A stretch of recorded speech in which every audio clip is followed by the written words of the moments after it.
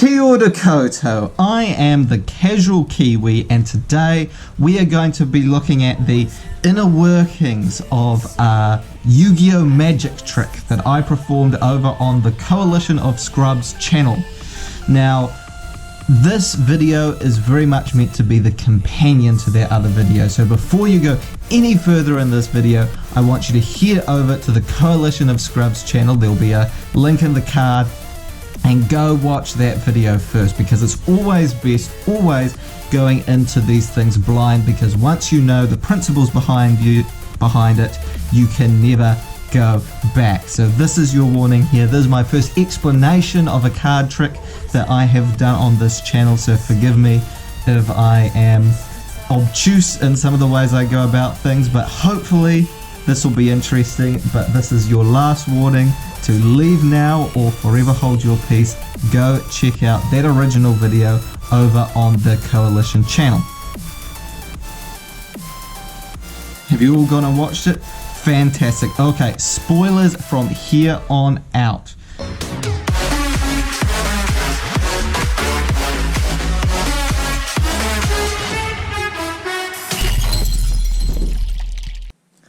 So this magic trick I called the Draw of Fate.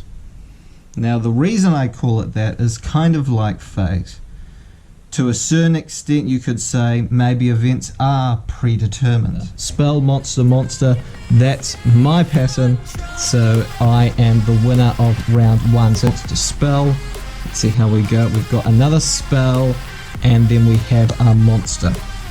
So game two also goes to me. Monster, spell. Okay, so that is my point again. So, and when we do, if we do, we will have my point again. Oh, again, you keep going until you find one of the patterns. And we've got spell, monster, monster. So I have managed to clear this hurdle. One last challenger to come. We have got another monster, but eventually we will hit a spell. And we've got him through. Wait, no, he did monster spell. And that one card is this. 1 of 7. Half card man. Half card man. You were the one. You were always going to be the one that came out on top on this one, my friend. As it seemed to show in the video, I was able to predict 6 out of 7 of the Coalition's thing, and in fact I predicted 7 out of 7 because I knew that Half Card Man would be able to beat me with his pattern. But in reality, this was actually very lucky nevertheless on my part. There was still room for the Coalition to actually win in this particular card trick, because it is all based on probabilities. However, unlike the game would suggest, where it would seem that there was a 50% odd of drawing a spell or drawing a monster, which is indeed in fact true, but what I've done is apply what is known as the Humble-Nishiyama game to this. So this is very much a mathematical card trick that relies on a non-transitive property. An example of a transitive property is when we look at perhaps how we see time. So when we're looking at this, of course, the past comes before the present, and the present comes before the future. Therefore, the past also comes before the future. We can infer this because of the transitive nature of this. If, however, we had a situation where the future actually came before the past, then we suddenly have a non-transitive setup. This is the same setup that applies when you're doing something like paper, scissors, rock, where rock beats scissors, scissors beats paper, and then paper beats rock. There is a competition between the three, and this is the same thing that is happening with the patterns. Essentially, by asking the Coalition to provide me with their patterns first, It was the equivalent of playing rock, paper, scissors, except where your opponent has told you which one they are going to pick in advance. Much as you can do on Yugioh Pro with the AI. Though really, for the coalition, there was no best choice that they could have gone for.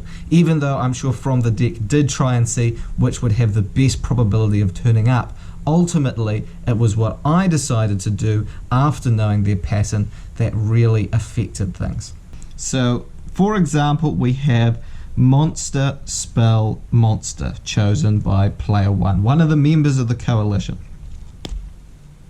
All we need to do to find the correct player 2 choice to fit into this non-transitive loop that is occurring is to take this middle one, change it into its opposite, and put it at the front, taking away the last number. So we end up with Monster, Monster, Spell. Now, another example of this might be in a common one that came up too, which was Monster, Monster, Monster. So again, what we're doing is we're taking the middle number, we're changing it to its opposite, which is a spell. We're putting that at the front, and then we're ending up with Spell, Monster, Monster. By applying this, what is interesting is that we can basically increase our win chance from anywhere between winning 2 of the 3 times or 7 out of 8 times when we do this. This is an incredible advantage to have over player 1, and I definitely did not make it fair on the coalition. With this, we are able to see how I was able to predict so often how I would be able to come out despite having to face so many different predictions one after another. And because we were resetting the deck every time, we were keeping this in play. So Half Card Man's choice was actually unique in that he went for something like Monster, Spell, Spell, which fits in really well with the Humble-Nishiyama Randomness sequence. So in order to get myself to lose against this pattern, it was very easy because I simply reversed what I did to come up with something that would work in basically the same way. So spell, spell, spell. This meant that I had basically 1 in 8 or 1 in 7.5 chance of actually winning with this combination, which had me so surprised that I thought that might have been what happened in the actual performance. Spell. Ooh. I think that's actually worked out. Wait. No, he did Monster, Spell.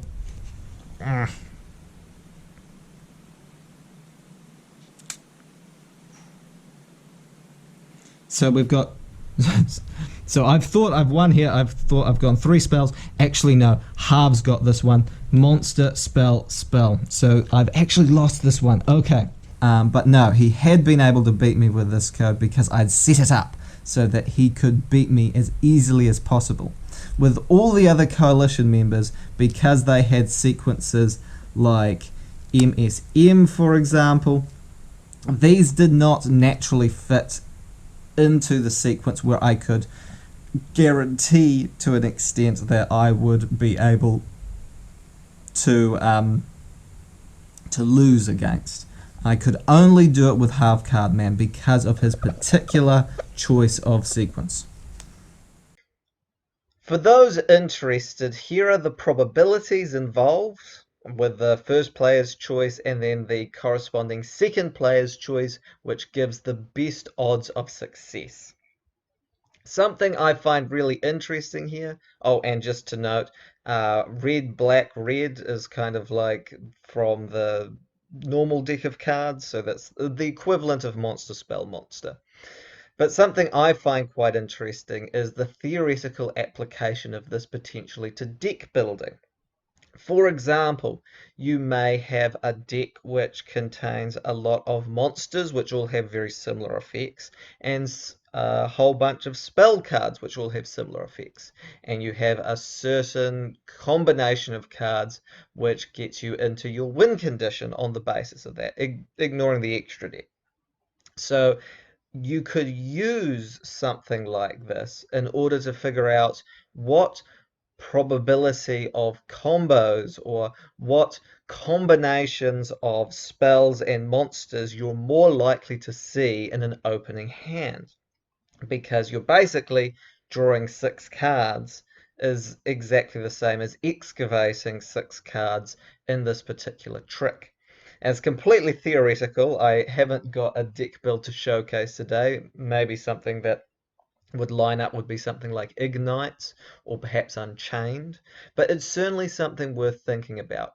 Could you use the Humble-Nishiyama Randomness Game to construct a deck, to construct something which has a higher rate of pulling its combo than pulling, for example, a brick hand? But anyway, it is food for thought. 7 heralds, 7 doppelgangers, but also 7 is a lucky number. And I personally do count myself very lucky to have had this opportunity to show off this deck with the help of the coalition of scrubs. They were incredibly good sports about all of this. They're all fantastic Yugi tubers, and please do check them out after this. You know, the chance to showcase this would have been so much harder without their cooperation.